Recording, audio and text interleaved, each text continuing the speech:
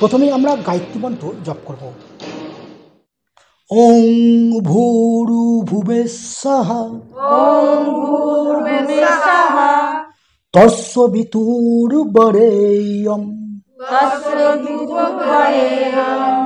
ভর্গো দেবস্য ধীমহি